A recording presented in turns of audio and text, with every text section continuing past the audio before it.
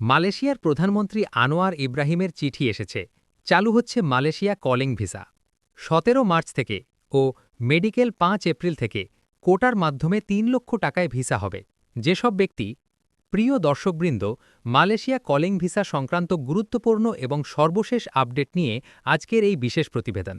ভিডিওটি শুরু করার আগে আপনাদের সবাইকে অনুরোধ করব আমাদের চ্যানেলটি সাবস্ক্রাইব করে পাশে থাকা বেল আইকনটি অন করে রাখুন, কারণ প্রবাস, ভিসা এবং বিদেশে কাজ সংক্রান্ত নির্ভরযোগ্য ও আপডেট তথ্য আমরা নিয়মিত প্রকাশ করে থাকি। আজকের এই ভিডিওতে আপনারা জানতে পারবেন মালয়েশিয়া কলিং ভিসা কবে থেকে চালু হতে পারে, ১৭ মার্চ তারিখটি কেন গুরুত্বপূর্ণ, ৫ এপ্রিল থেকে মেডিকেল শুরুর সম্ভাবনা কতটা বাস্তবসম্মত, কোটার মাধ্যমে ৩ লক্ষ টাকায় ভিসা হওয়ার বিষয়টি কতটা সত্য এবং কোন কোন ব্যক্তি আবেদন করার সুযোগ পেতে পারেন।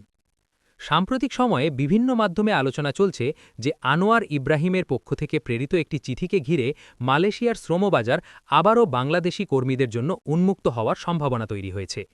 যদিও এ বিষয়ে এখনও আনুষ্ঠানিক গেজেট বা চূড়ান্ত সরকারি ঘোষণা প্রকাশিত হয়নি, তথাপি সংশ্লিষ্ট মহলে জোর গুঞ্জন রয়েছে যে ১৭ মার্চ থেকে কলিং ভিসা প্রক্রিয়া ধাপে ধাপে শুরু হতে পারে এবং ৫ এপ্রিল থেকে অনুমোদিত মেডিকেল সেন্টারগুলোতে স্বাস্থ্য পরীক্ষা কার্যক্রম চালু হতে পারে।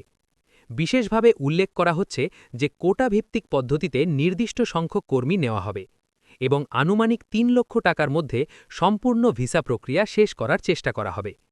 তবে খরচ নির্ভর করবে সেক্টর, এজেন্সি এবং সরকারি ফি-এর ওপর। সম্ভাব্য সেক্টরগুলোর মধ্যে নির্মাণ, ম্যানুফ্যাকচারিং, প্লান্টেশন এবং সার্ভিস খাতের নাম শোনা যাচ্ছে, যেখানে দক্ষ ও অদক্ষ উভয় ধরনের কর্মীর চাহিদা থাকতে পারে।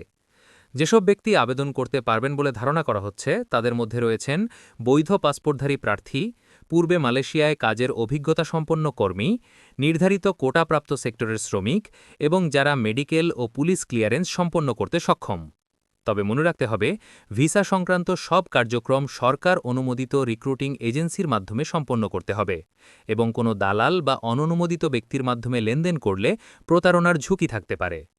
অতীতে ভুয়া অফার লেটার, অতিরিক্ত টাকা দাবি এবং মিথ্যা প্রতিশ্রুতির মাধ্যমে অনেক প্রার্থী ক্ষতিগ্রস্ত হয়েছেন, তাই নিশ্চিত তথ্য ছাড়া কোনো অর্থ প্রদান থেকে বিরত থাকার পরামর্শ দেওয়া হচ্ছে। প্রবাসে যাওয়ার আগে চুক্তিপত্র ভালোভাবে পড়ে বোঝা, পাসপোর্টের মেয়াদ যাচাই, প্রশিক্ষণ ও ব্রিফিং সম্পন্ন করা অত্যন্ত গুরুত্বপূর্ণ। প্রিয় দর্শক, এই ভিডিওতে আমরা চেষ্টা করেছি সম্ভাব্য তারিখ, মেডিকেল আপডেট, কোটার বিষয় এবং খরচের আনুমানিক ধারণা পরিষ্কারভাবে তুলে ধরতে, যাতে আপনারা বিভ্রান্ত না হন এবং সঠিক প্রস্তুতি নিতে পারেন। আবারও বলছি, সর্বশেষ ও নিশ্চিত তথ্য পাওয়ার জন্য আমাদের চ্যানেলটি এখনই সাবস্ক্রাইব করুন এবং ভিডিওটি বেশি বেশি শেয়ার করুন, যাতে অন্যরাও সচেতন হতে পারে। পরবর্তী ভিডিওতে আমরা জানাব অফিসিয়াল ঘোষণা প্রকাশ হলে কিভাবে দ্রুত আবেদন করবেন, প্রয়োজনীয় কাগজপত্রের সম্পূর্ণ তালিকা এবং ধাপে ধাপে ভিসা প্রসেসিংয়ের বিস্তারিত গাইডলাইন। সবাই ভালো থাকুন, সচেতন থাকুন এবং প্রবাস সংক্রান্ত যে কোনো আপডেটের জন্য আমাদের সাথেই থাকুন।